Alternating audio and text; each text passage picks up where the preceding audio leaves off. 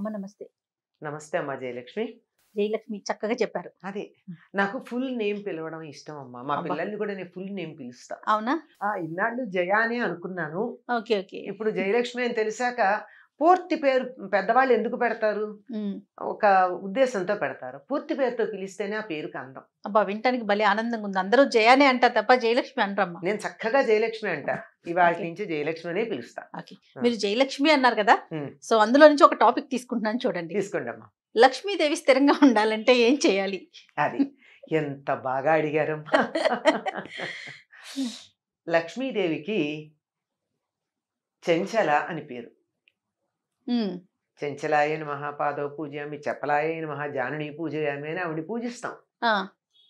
ఆవిడ చెంచలగా ఉండడమే సరైనటువంటి లక్షణం లక్ష్మికి. అంటే స్థిరంగా ఉండకపోవడమే. స్థిరంగా ఉంటే ఏమవుతుందమ్మా? కదలకుండా ఉంటే స్టాగ్నేట్ అవుతుంది. మురిగిపోతుంది. ఓహ్! ఇప్పుడు అక్కడుంది.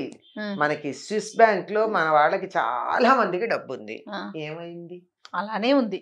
ఎవరికి ఉపయోగపడింది? ఆ రోజు పెట్టినప్పుడు ఓ 100, 1000, లక్షో, కోటో యూరోలు, హ్మ్. డాలర్లు. ఆ రోజు దాన్ని వాడుకుంటే బాగుండేది. ఇప్పుడు దాని విలువ ఏమైనట్టు? ఏదో యూరో విలువ పెరిగింది అంటారేమో. కానీ ఆ రోజు బంగారం కొనుక్కుంటే నాకింత విలువ వచ్చుండేది. హ్మ్. ఇవాళ అంతే ఉంటే ఏం పెరిగింది? ఆ రోజు నేను పొలం కొనుక్కునుంటే బోలెడు తినుండేదాన్ని. 10 మందికి పెట్టేదాన్ని. దానివల్ల ఇప్పుడు నాకేమిటి లాభం? కనుక ఏదైనా సరే చెంచలగా ఉండడం అన్నది లక్ష్మి యొక్క లక్షణం. సో, స్థిరంగా ఉండాలని కోరుకోవద్దంటారా? స్థిరంగా మన ఇంట్లో ఉండాలి గానీ, చంచలమైన స్థిరత్వం ఉండాలి. ఆవిడ కదులుతుంది. అది ఎలా ఉండాలో చెప్తున్నాను. ఇంగ్లీష్‌లో కూడా కరెన్సీ అంటాం. కరెన్సీ అంటే ఏమిటర్థం?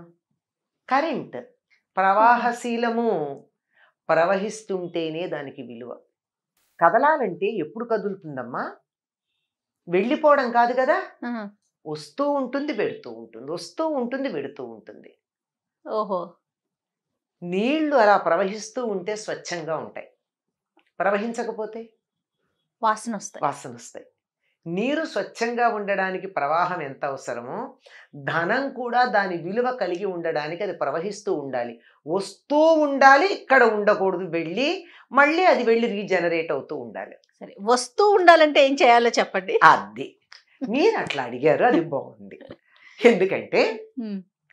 లక్ష్మి తాను ఉంటాను అని చెప్పినటువంటి ప్రదేశాలు కొన్నున్నాయి. తన స్థానాలుగా. హుహుహు. పసుపు, పువ్వులు, ఏనుగు యొక్క కుంభస్థలం హ్మ్. లక్ష్మీప్రదం అంటారు దాన్ని చూస్తే. అంటే ఇంట్లో పెట్టుకుంటే కాదు సుమా, చూస్తే ఆ! ఆ! లక్ష్మీ కళగా కనిపిస్తూ ఉంటుంది. అట్లా చెప్పినటువంటి ప్రదేశాల్లో దీపము హుహు. ఇలాంటివి. వా అలాంటి వాటిల్లో ఆవిడ ఇంకా ఇష్టంగా వచ్చి కాసేపు కూర్చోవాలి కదా! ఆ! అలా కూర్చోవాలంటే ఆవిడ కూర్చునే చోటు ఇవ్వాలా? ఇవ్వాలి కదా మనం. కూర్చునే చోట అక్కడ చెత్త వేస్తే ఎవరన్నా నేనే కూర్చోను. మీరు కూర్చోరు. ఎవరు కూర్చుంటారు? ఎవరు కూర్చోరు కదా! హ్మ్. కనుక ఆవిడొచ్చి కూర్చోవాలంటే సరైనటువంటి స్థలం ఉండాలి. శుభ్రంగా ఉండాలి. శుచిగా ఉండాలి. ఆ! శుచి, శుభ్రత అని రెండున్నాయి. ఆ 2 ఉంటే లక్ష్మీదేవి ఉంటుంది. హ్మ్. శుభ్రత అంటే పరిసరాలు నీట్‌గా ఉంచటం. హ్మ్. శుచి అంటే ఇది ప్రవర్తనకి సంబంధించింది. మన ప్రవర్తన సవ్యంగా ఉండాలి. అబద్ధం ఆడకూడదు. దొంగతనం చేయకూడదు. తిట్టకూడదు. చెత్త మాటలు మాట్లాడకూడదు. దురాలోచనలు చేయకూడదు. హ్మ్. ఇవన్నీ ఉన్న చోట లక్ష్మి తాను ఉంటాను అని చెప్పింది. ఇల్లు నాకు డబ్బు కావాలి. బావుంది. కానీ ఇల్లు చిమ్ముకునే ఓపిక లేదే. ఇల్లు శుభ్రంగా లేకపోతే ఆవిడొస్తుందా? ఏదో కష్టపడి ఇల్లు చిమ్మా. లేతే హ్మ్. ఎవరితోనో పెట్టి చిమ్మించా. కానీ నా బుర్రంతా చెత్తే. చెత్త. ఎవరిని మోసం చేద్దామా? ఏం అబద్ధం చెప్దామా? ఏ దొంగ ఎక్కడ ఏది కొట్టేద్దామా? హ్మ్. వీళ్ళు నాశనమైతే బాగుండు. వాళ్ళు అడుక్కు తింటే నాకు సంతోషంగా ఉంటుంది. ఇలా ఆలోచన చేస్తూ ఉంటే అటువంటి చోటికి లక్ష్మీదేవి అడుగు పెట్టదు, పెట్టదు, పెట్టదు. మనకి వరలక్ష్మి వ్రతం మొన్ననే అయింది. అవునమ్మా. వరలక్ష్మి వ్రతం కథలో ఏముంది ఆవిడ గురించి చెప్పారు? చక్క ఆవిడ అందరికీ చెప్పారు ఇట్లా అంతేకాదు పూజ ఆవిడ ఏం చేసుకోండి చేసిందా, వ్రతం. తనంతట తానుగా వచ్చి ఇవిడ కల్లో కనిపించింది. ఆవిడ ప్రవర్తన ఎట్లాంటిది? అత్తమామల్ని సజావైన ప్రేమగా ప్రవర్తన. చూసుకుంటూ, గయ్యాళి కాక హితంగా మితంగా మాట్లాడుతూ, ఉన్నంతలో సంతృప్తిగా చిరునవ్వులను చిందిస్తూ ఉండేది. ఉమ్. ఇది ఉంటే చాలు కదా. మనం అంటూ ఉంటాం కొంతమందిని చూసి, బా ఆ మొహంలో లక్ష్మీ కళ ఉట్టిపడుతోందండి అంటాం. లక్ష్మీ కళ ఉట్టిపడుతోందంటే అందంగా ఉన్నారనా? వాళ్ళేం పెద్ద అందంగా ఏమి ఉండరు. లెక్క ప్రకారం చూస్తే పెద్ద కళ్ళు కావు, కోటేరేసిన ముక్కు కాదు, మంచి రంగు కాదు, ఏమీ కాదు. కానీ చూడంగానే ఇంకా ఇంకా ఇంకా చూడాలనిపిస్తుంది. ఈల వేసి గోల చేద్దాం అనిపించదు కానీ చెయ్యెత్తి దండం పెడదాం అనిపిస్తుంది ఆ ముఖం చూస్తే. ఆ. అటువంటి దానికి లక్ష్మీ కళ అంటారు. ఎందుకుంటుంది? వాళ్ళ మనసు బాగుంది గనక.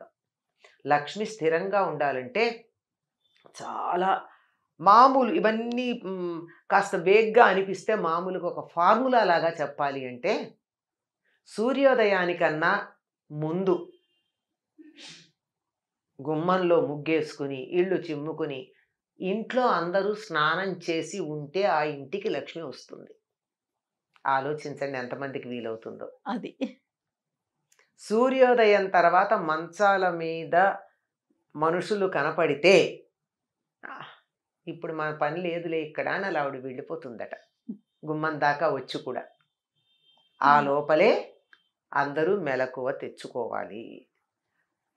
పాచి బట్టలు, పాత బట్టల మూటలు, చెత్త, బూజు, దుమ్ము ఉన్న చోట లక్ష్మీదేవి అడుగు పెట్టను అని చెప్పింది. సాలీడును కూడా స్త్రీ అంటారు, అయినా సరే ఆవిడ సాలీడు ఉంటే ఆవిడ ఉండదు ఉండదు. ఉండదు. బూజులు వేలాడుతున్న ఇంట్లో, పాచి ఉన్న ఇంట్లో ఉండదు. స్పష్టంగా చెప్తుంది. విప్పిన బట్టలు దరిద్ర హేతువులు. మనకి ఒక జానపద గేయం ఉంటుందమ్మా, ఇంట్లో ఆడవాళ్ళు పాడుకుంటారు, ఆడవాళ్ళు పాడేదే. లక్ష్మీ జ్యేష్ఠ సంవాదం అది. అక్క చెల్లెళ్ళు. ధర్మరాజు యూదంలో ఓడిపోయాడు, అరణ్యవాసానికి వెళ్ళాలి, సంపదలన్నీ వదిలేసి అంటే జ్యేష్ఠాదేవి బాధపడుతుంది. ఆయన దగ్గరికి ఎట్లా వెడతాను, నేను వెళ్ళగలిగిన లక్షణం ఒక్కటి లేదు ఆయన దగ్గర ఉంటుంది జ్యేష్ఠాదేవి. కట్టి విప్పిన బట్ట కట్టడే రాజు,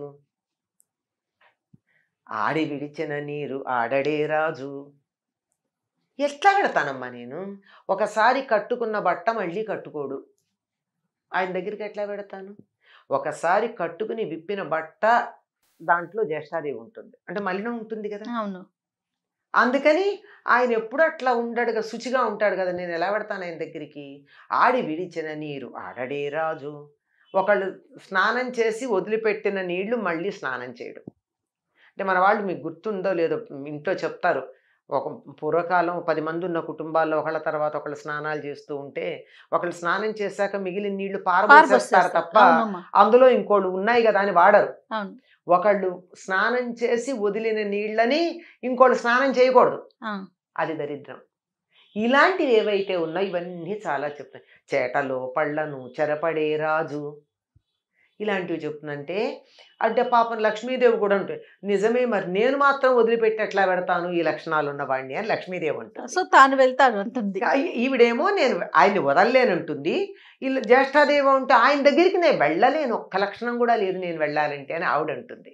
ఇవి లక్ష్మీదేవి ఉండాలి అంటే అంటే మొట్టమొదట ఇంటిని, ఒంటిని, బుర్రని శుచిగా పెట్టుకుని సత్ప్రవర్తన కలిగి ఉంటే లక్ష్మి అంటే కరెన్సీ ఏమో తెలియదు కానీ అన్ని లక్ష్ములు ఉంటాయి.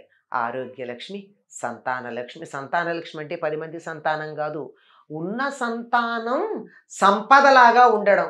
నలుగురు కొడుకులు 4 దేశాల్లో ఉండి ఎవరో ఈడ్చి పారేసే పరిస్థితి ఉంటే సంతాన లక్ష్మి ఉన్నట్ట కాదు కదా. అవునమ్మా, సంతానం వేరు, సంతాన లక్ష్మి వేరు, లక్ష్మి వేరు కదా. ఇలా అన్నీ కూడా లక్ష్ములు. ఏది మనం కావాలని కోరుకుంటామో అటువంటి సంపదలన్నీ ఇటువంటి సత్ప్రవర్తన కలిగినటువంటి చోట ఉంటాయి. మరి లక్ష్మి కావాలంటే ఎట్లా ఉండాలి? ఖచ్చితంగా శుచిగా శుభ్రంగా ఉండాలి, నోరు కూడా బాగుండాలి. అది మనుషులమే కాదు నోరు కూడా. నోరు బాగుండాలి, మంచి మాటలు రావాలి నోట్ల నుంచి. అద్భుతం అమ్మా. Thank you. నమస్తే. నమస్తే అమ్మా.